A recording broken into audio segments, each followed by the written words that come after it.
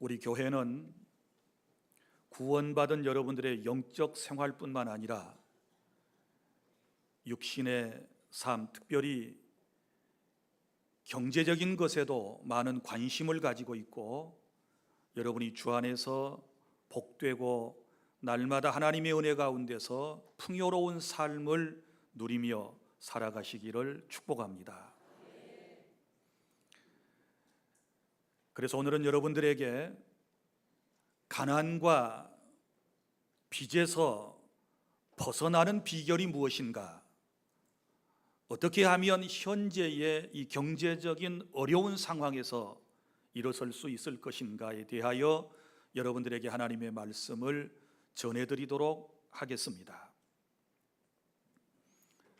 우리 국민은 2006년도에 가구당 빚이 3,412만 원이었습니다. 그러다가 2013년도의 통계를 보면 가구당의 빚은 4,200만 원으로 늘어났습니다. 그리고 작년도의 통계를 보면 우리나라 사람 10명 중에 7명은 빚이 있고, 그리고 가계당 평균 부채는 5,066만 원이라고 발표했습니다. 아마 지금은 한 가구당 적어도 6천만 원 이상의 빚을 지고 있다라고 볼 수 있을 것입니다. 가계부채가 이처럼 급증한 이유에 대해서 전문가들은 이런 평가를 했습니다. 왜 빚이 늘어났을까? 먼저는 주택담보대출의 증가를 지적했습니다. 돈을 쓰기 위해서는 자신이 살고 있는 집을 담보로 제공을 해서 대출을 많이 받는다는 것입니다. 그 다음에 또 하나의 이유는 국민소득이 늘지 않았기 때문이다라고 지적을 했습니다. 그리고 또 하나는 가계 소비의 증가가 늘었기 때문에 국민들의 빚이 상대적으로 늘어났다는 지적입니다. 사랑하는 여러분, 오늘 이 말씀을 경청하고 있는 여러분들은 여러분들의 경제적 상황이 어떠하십니까? 여러분 개인은 빚이 없습니까? 여러분의 가정은 빚을 지지 않은 채 그렇게 살아가고 있으십니까? 빚을 진 대부분의 사람들이 오늘 우리들인데, 우리들 가운데 보면 빚을 지게 된 이유가 다 각각 다르리라고 생각을 합니다. 어떤 분은 정말 죄송한 얘기지만 멀쩡한 육체를 갖고, 그리고 하나님이 놀라운 은사와 달란트와 기술을 주셨음에도 불구하고 그 게으름 때문에 빚을 진 사람이 있습니다. 열심히 일하면 하나님께서 반드시 소득을 주실 터인데, 본인이 게을러서 일을 하지 않았기 때문에 자꾸 빚만 내다가 써서 빚쟁이가 된 그런 분들도 계실 수 있습니다. 또 어떤 사람들은 건강이 좋지 못해서 일을 하지 못하게 된 경우도 있습니다. 몸만 건강하면 무엇이라도 해서 먹고 살 수 있겠는데 건강이 뒷받침되지 못해서 일을 중단하게 되고, 그래서 경제적 빈곤을 당하는 사람들이 계실 것입니다. 또 어떤 사람은 자기가 바라는 직장에 취직하지 못하고, 혹은 직장 생활을 하다가 최근에 은퇴를 당하고 또 명퇴를 당하는 이런 분들이 있으실 수 있을 것입니다. 심지어 어떤 분들은 사랑하는 자식들이 진 빚을 부모가 대신 갚아주다가 부모가 대신 빚더미에 앉는 경우도 있다는 소식을 들었습니다. 또 어떤 분들은 자기 자신이 배우지 못한 것이 한이 되어서 사랑하는 자녀들을 더 많이 가르쳐 볼 요량으로 과다한 교육비를 지출해서 빚을 진 경우도 있습니다. 또 어떤 사람들은 글로벌 경제 위기 속에서 하는 일마다 잘 되지를 않아서 어려움을 겪는 분들도 있을 것이고, 또 정말 안타깝게 어떤 분들은 사기를 당해서 피해를 본 그런 분들도 계실 것이고, 또 남 보증서 주고 그것 때문에 대신 남의 빚을 갚아주느라고 내가 빚쟁이가 된 그런 경우들도 우리 가운데 있으실 겁니다. 사랑하는 성도 여러분, 우리 인생은 이처럼 누구나 다 정말 빚 때문에 억눌려 살고 있습니다.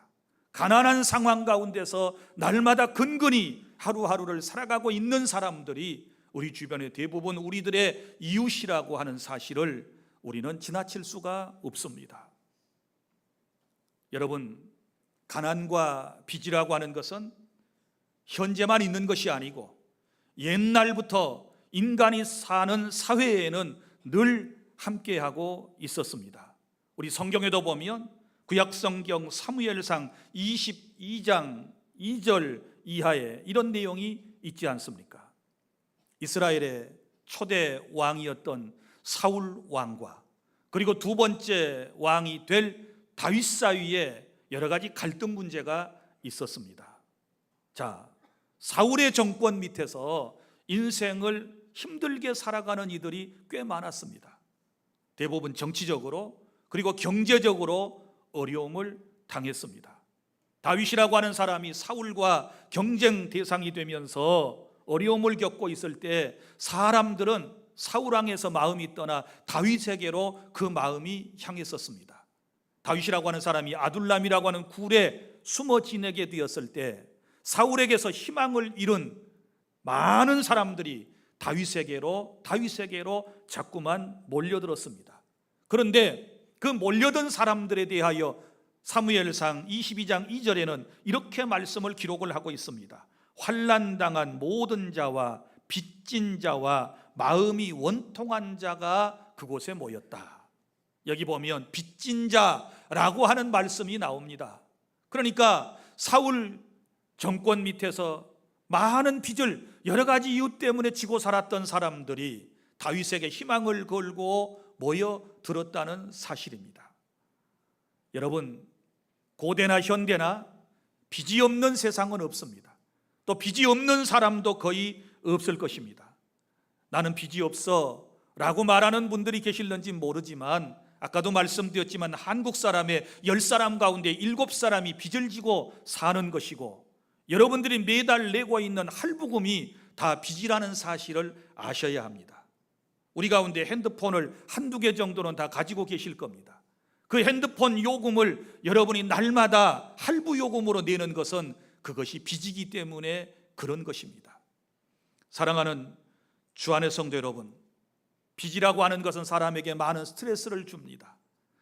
과다한 소비로 말미암아 우리에게 찾아온 빚이 있을 수도 있고, 또 어쩔 수 없는 상황 가운데서 불가항력적으로 우리에게 빚이 올 때 사람들은 마음속에 엄청난 충격을 받게 됩니다. 그것을 견디다 못 견딘 분들은 스스로 목숨을 끊는 이런 안타까운 사태가 여러분 우리 주변에서 많이 벌어지고 있지 않습니까? 그런데 여러분, 그렇다 치더라도 우리가 인생을 살다가 원치 않는 빚을 졌다 할지라도 절대로 우리는 포기하지 아니하고, 늘 여러분에게 말씀을 드리지만 우리 인생은 자전거를 타는 심정으로 살아야 한다라는 말씀을 여러분에게 드렸습니다. 자전거는 계속 페달을 밟아야지, 그렇지 않게 되면 멈추는 순간에 곧바로 넘어진다는 사실을 우리는 잘 알고 있습니다. 빚이 있다고 해서 하던 일을 멈추고 모든 것을 포기해버리게 되면, 실패한 인생이라고 생각을 하고 모든 것을 접어버리게 된다면 여러분의 인생은 주저앉게 되는 것입니다. 힘들고 어려워도 계속해서 우리는 이 세상을 하나님의 은혜를 구하며 하나님이 주시는 힘을 가지고 헤쳐나가야 할 그런 인생이라는 것을 깨달을 수 있기를 바랍니다. 어떻게 하다가 우유통에 3마리의 개구리가 빠졌습니다. 첫 번째 개구리는 커다란 우유통에 빠지는 순간에 이렇게 생각했습니다. 이것은 내 운명이다. 이것은 모두가 다 하늘의 뜻이다, 이렇게 생각을 하면서 나는 우유통에 빠져 죽을 존재로 태어났다. 그리고는 모든 것을 체념하고 그대로 죽어갔습니다. 그 다음에 두 번째 개구리는 우유통에 빠지자마자 먼저 생각을 했습니다. 그리고 사방을 요리조리 살펴보기를 시작했습니다. 살펴보고 내린 결론은 우유량이 너무 많고, 그리고 올라갈 수 있는 벽이 너무 높아서 자기가 아무리 힘쓰고 애써도 이 환경에서 벗어날 수 없다는 것을 스스로 결론을 내리고 그는 그대로 우유통에 빠져 죽었습니다. 그러나 세 번째 개구리는 우유통에 빠지는 순간에 그는 쉽게 포기하지 않고 어떻게 하든 빠져가 나갈 방법이 있으리라, 이렇게 생각을 하면서 일단은 빠지는 순간에 숨을 쉬고 살아야 되니까 콧구멍을 우유 밖으로 내밀었습니다. 그리고 숨을 쉬면서 생각하기를 시작했습니다. 콧구멍이 우유에 잠기면 죽는다는 사실을 알고 그는 네 발을 허우적거리기를 시작했습니다. 그러면서 생각을 합니다. 어떻게 여기를 빠져나갈 수 있을까? 어떻게 하면 내가 살 수 있을까? 계속해서 생각을 하면서 네 다리를 저어가는 이 시간이 계속해서 흘러갔습니다. 한참 생각을 하고 있을 때 시간이 흘러 자기 발바닥에 뭔가 딱딱한 것이 닿는 그런 느낌을 받게 됩니다. 그래서 발가락으로 요리조리 한번 확인을 해보았더니 아주 딱딱한 것이 발가락에 접히는 것입니다. 그래서 그 위에 딱 딛고 일어섰습니다. 그리고 그 우유통을 빠져 나와서 살게 되었습니다. 자, 그러면 보세요. 이 개구리의 발에 이 닿았던 것이 도대체 무엇일까요? 버터라는 것이지요.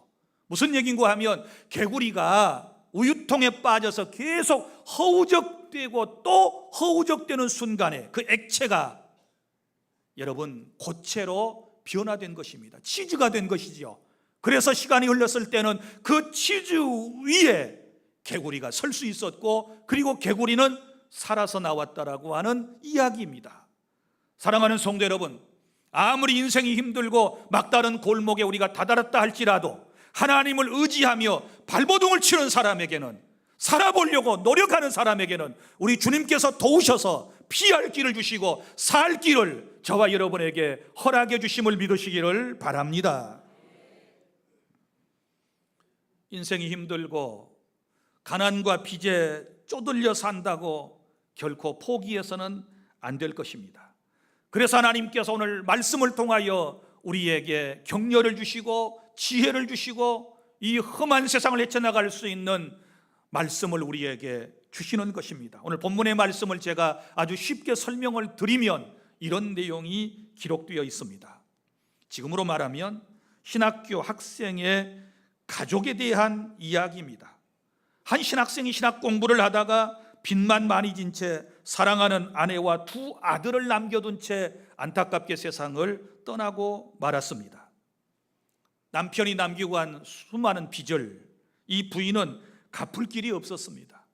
이제는 정해진 법에 따라서 빚 대신 두 아들이 체주의 집으로 종살이를 하러 가야 할 그런 상황에 이르게 되었습니다. 이런 절박한 상황에서 이 미망인은 남편의 선생님인 엘리사 선지자를 찾아갔습니다. 그리고 사정 이야기를 했더니 엘리사 선지자가 묻습니다. 당신의 집에 무엇이 있습니까? 그것을 말해 주십시오. 이렇게 말합니다. 그래서 이 여인은 가진 것이라고 하는 것은 우리 집에 기름 한 그릇 외에는 아무것도 없습니다 라고 말했습니다. 이 말을 들은 엘리사 선지자는 그럼 이제 당신은 집으로 가셔서 이웃 사람들에게서 빈 그릇을 있는 대로 빌려 오십시오. 많이 빌려오라고 당부를 했습니다. 그래서 이 부인은 선지자가 시키는 대로 두 아들을 데리고 이웃에 다니면서 많은 그릇을 빌려왔습니다. 그리고 말한 대로 집에 들어가서 문을 닫고 엘리사가 당부한 대로 빈 그릇에다가 기름을 붓게 되었을 때 계속해서 기름이 흘러 넘치게 되었습니다. 준비하고 가져왔던 그릇마다 기름이 가득가득 찼습니다. 더 이상 이제는 그릇이 없을 때 기름도 그쳐졌고 이 부인은 그 기름을 팔아서 빚을 갚고 두 아들과 함께 살았다는 말씀이 오늘 본문의 내용인 것입니다. 자, 사랑하는 여러분, 나는 이 말씀을 여러분들에게 전하면서 우리 주 안의 모든 성도 여러분들, 특별히 가난과 빚으로 채무로 인하여 시달리는 분들에게 오늘 이 말씀과 같은 강력한 하나님의 역사가 경험될 수 있기를 바랍니다.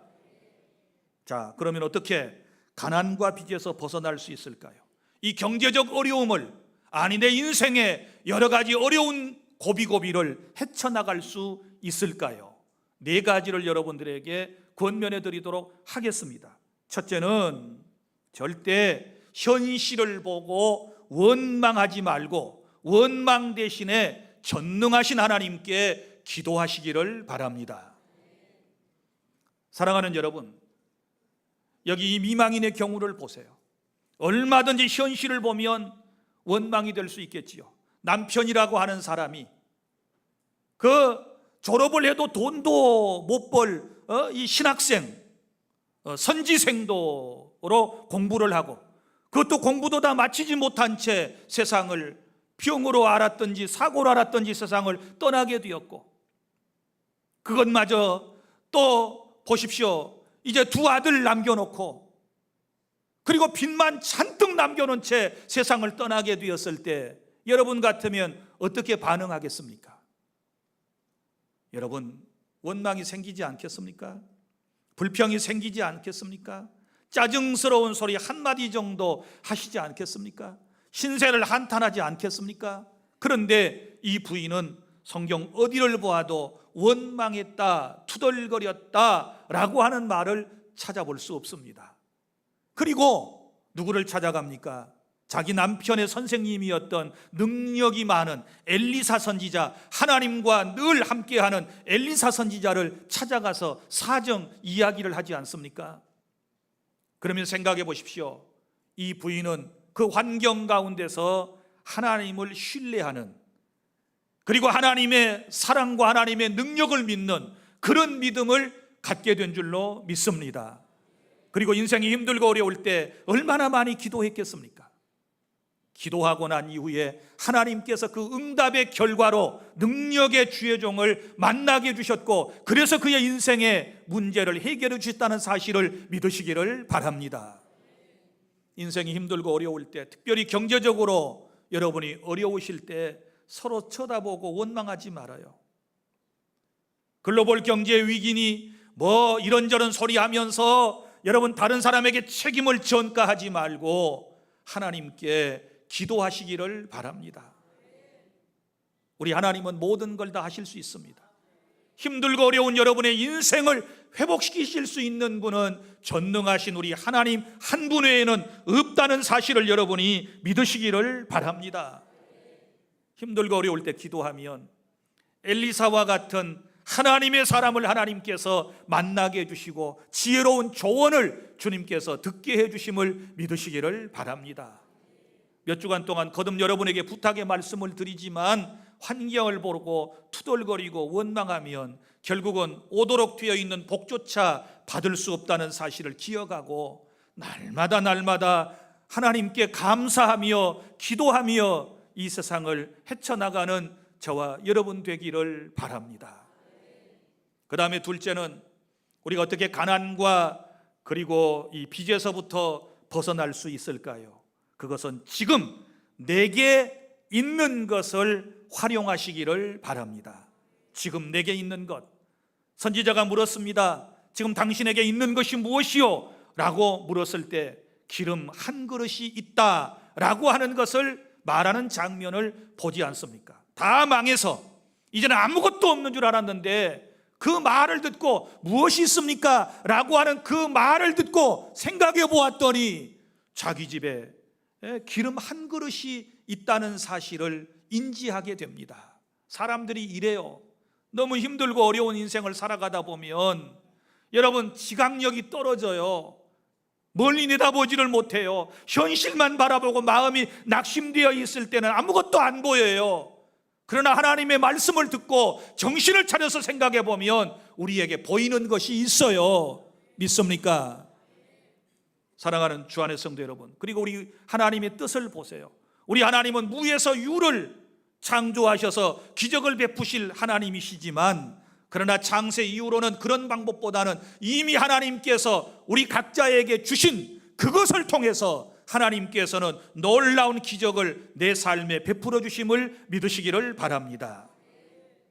어렵고 힘들면 여러분은 뭐라고 그래요? 아무도 없어, 아무것도 없어, 늘 이런 얘기를 하지요. 그런데 여러분, 오늘 이 말씀을 들으면서 생각해 보세요. 여러분이 다 망한 것 같지만, 여러분이 정말 인생이 힘든 것 같지만, 아무것도 없는 것 같지만 정신을 딱 차리고 생각해 보면 하나님께서 여러분 각자에게 남겨두신 것들이 있다는 사실을 기억하시기를 바랍니다. 여러분 보십시오. 그것을 통해서 지금 여러분들에게 남아있는 그것을 통해서 하나님의 놀라운 기적이 시작이 되는데, 여러분 이런 거예요. 우리가 생각해 보면 건강이라고 하는 것이 내게 아직 남아있어요. 믿습니까?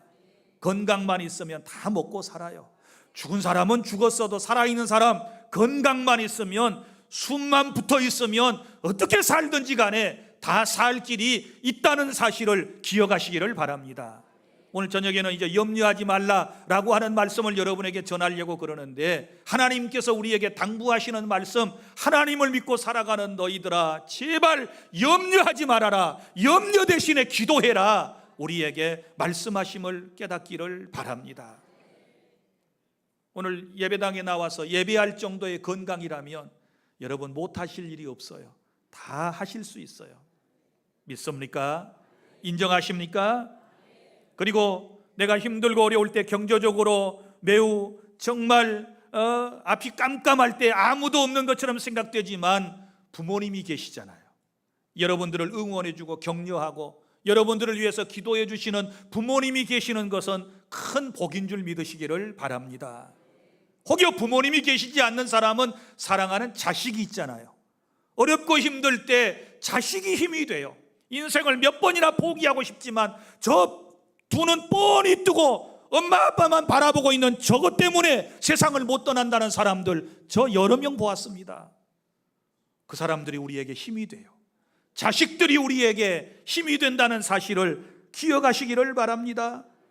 여러분 자식뿐이겠습니까? 우리에게 형제 자매가 있지 않습니까? 그래도 어려울 때는 형제 자매가 나아요. 또 우리 영적으로 생각해 보면 한 교회 공동체 안에 어렵고 힘들 때마다 함께 기도해 주는 사람이 있다는 사실을 생각하면 우리 인생은 다 끝난 게 아니에요. 믿습니까? 포기할 인생이 아니라는 사실을 기억하시기를 바랍니다. 그리고 그동안 수많은 실패를 통해서 우리가 얼마나 많은 것들을 배웠습니까? 실패는 성공의 어머니라고 하는 말이 있지 않습니까? 한 번 실패하면 내가 한 가지를 깨닫게 되는 것이고, 한 가지 이상의 성공의 비결을 배우게 되었다는 것 또한 놀라운 일이 아니겠습니까? 그래서 여러분들에게는 지혜가 있어요. 인생을 지금까지 살아온 지혜가 있어요. 실패를 통하여 배운 놀라운 지혜의 마음이 우리에게 있다는 사실을 생각하시기를 바랍니다. 남들이 볼 때는 보잘것없는 것처럼 보이지만 내게 아직도 남겨져 있는 그것을 찾아내시고 그것을 통해서 우리가 가난과 빚에서부터 벗어날 수 있음을 믿으시기를 바랍니다. 우리 성경의 역사를 보세요. 항상 하나님께서는 인간이 가진 그 보잘것없는 작은 것을 통하여 하나님의 놀라운 역사를 하나님이 베푸셨거든요. 우리 신약 성경에 보면 그 대표적인 사건이 무엇입니까? 예수님께서 벳세다 광야에서 오병 이어의 기적을 베푸셨지 않았습니까? 보리떡 5개, 물고기 2마리를 가지고 5,000명을 먹이고 12바구니가 남게 하셨다. 장정만 5천 명이니까 막 여러분이 이제 계산을 해보시면은 15,000명에서 2만 명 정도의 군중으로 추산할 수가 있을 것입니다. 자, 이제 이 사람들이요 늘 주님을 따라다녀요. 말씀을 듣습니다. 주님을 떠날 줄을 몰라요. 기적의 현장에 있기를 원해요. 그런데 해는 뉘엿뉘엿 넘어가는데 먹을 것이 없는 거예요. 이 광야에서 먹을 것이 없는 거예요. 이 사람들이 다 지금 배고파 죽게 생겼어요. 주님은 그 모습을 보시고 아셨습니다.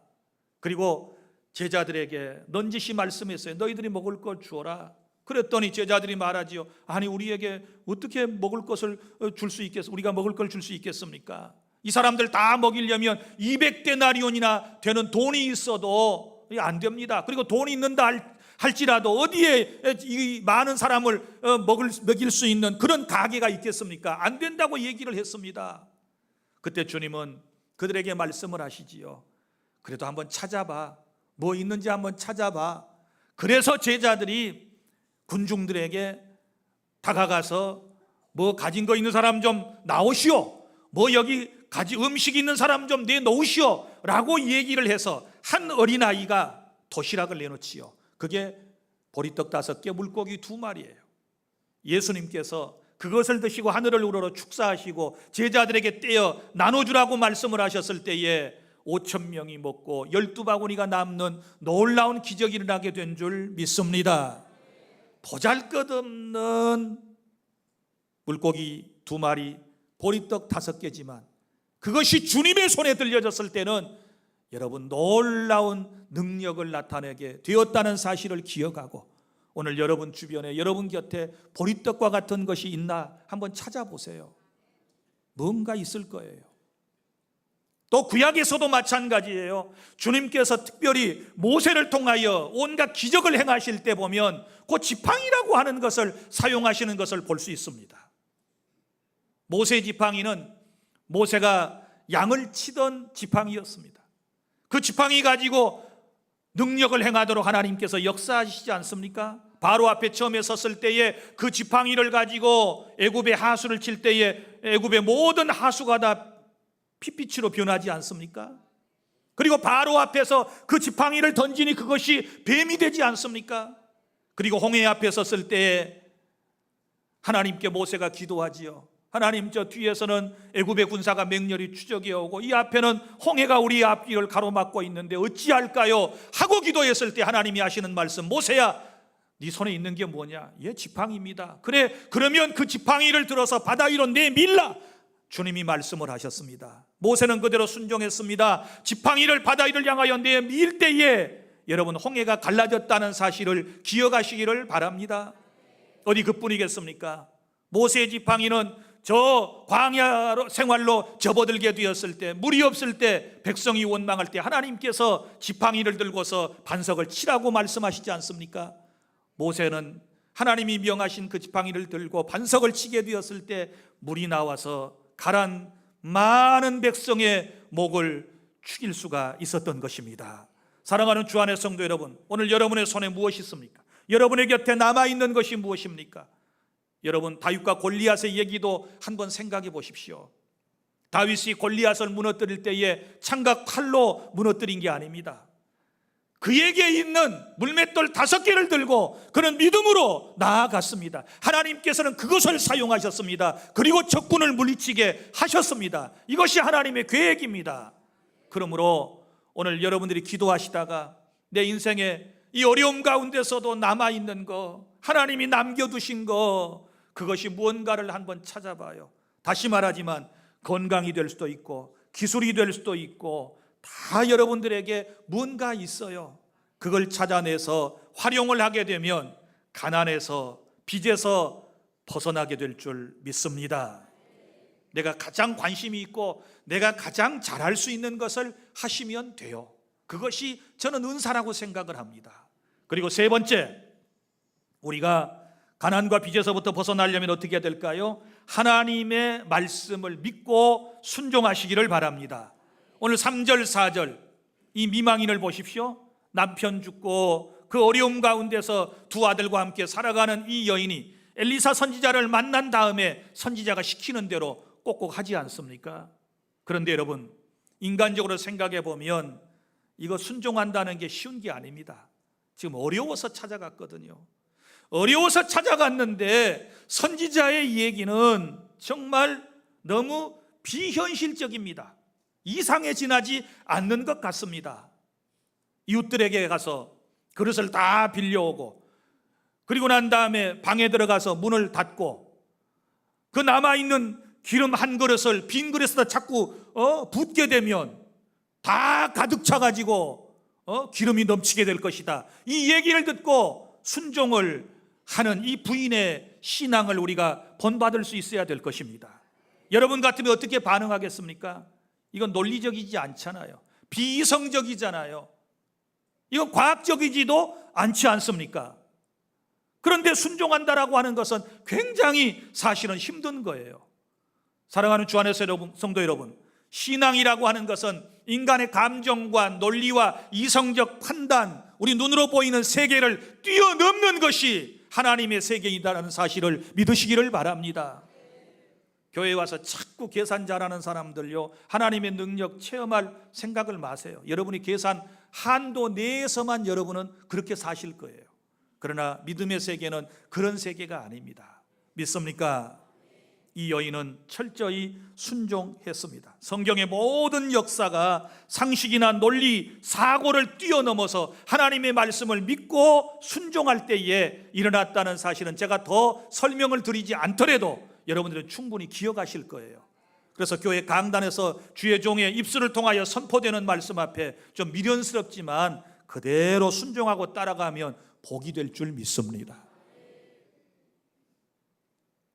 넷째로, 가난과 빚에서 벗어나려면 어떻게 해야 할까요? 우리는 큰 믿음을 가지고 행동해야 하는 것입니다. 큰 믿음을 가지고 행동해야 된다. 무슨 얘기인가 하면 여기 선지자가 이 가정에게 요청한 말이 있습니다. 그릇을 많이 빌려라.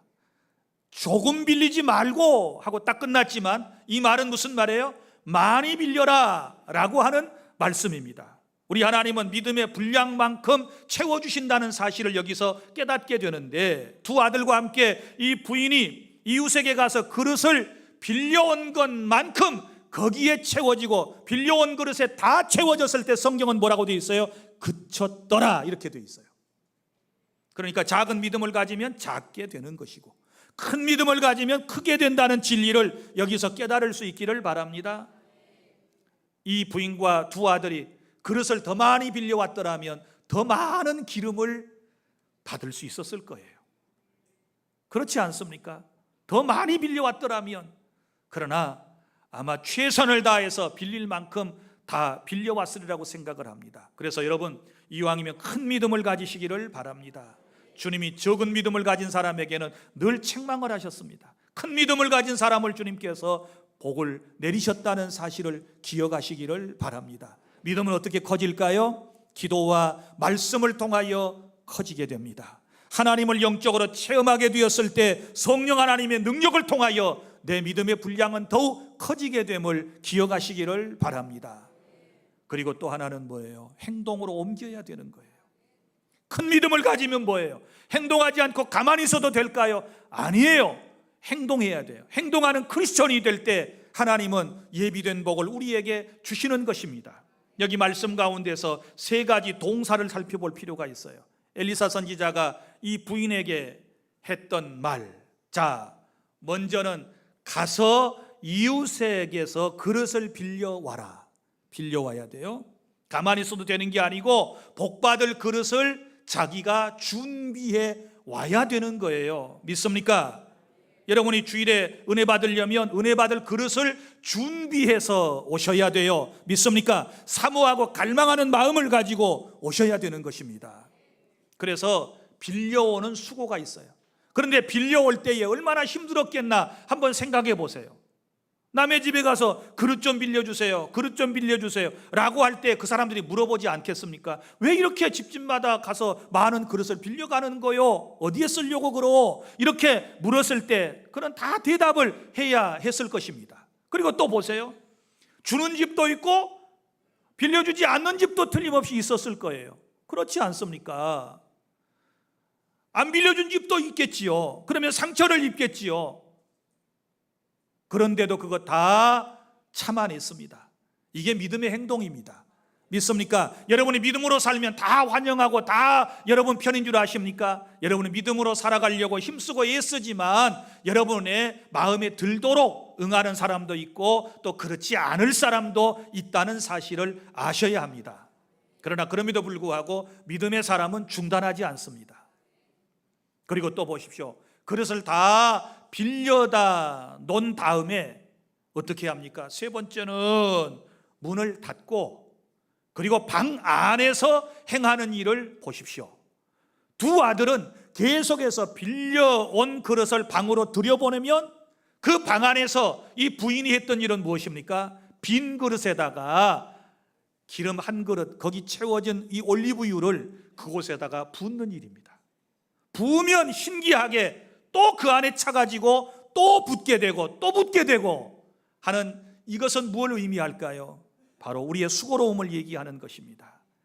우리의 행동을 필요로 하는 것입니다.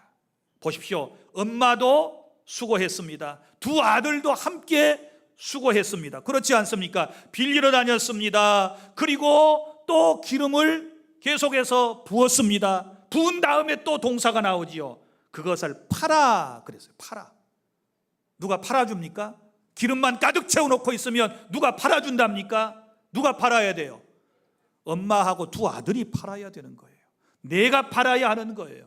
우리 기독교인들에게 문제는 뭐냐? 기도만 실컷 해놓고 자기는 큰 믿음이라 그러면서 아무것도 하지 아니하고 마치 감나무 밑에서 감이 떨어지기를 바라는 심정으로 그렇게만 있어가지고 무슨 하나님의 능력을 체험할 수 있겠습니까?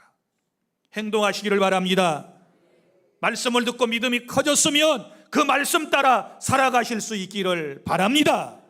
기도했으면 행동으로 옮기는 것입니다.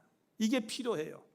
팔아야 돼요. 나가서 기름 아무리 많이 있으면 뭐예요? 자기네 가족만 다 먹을 거예요? 지금 그 팔아서 빚을 갚지 않게 되면 두 아들이 채주의 집으로 종으로 끌려가게 되는데 나가서 팔아야 되는 거예요.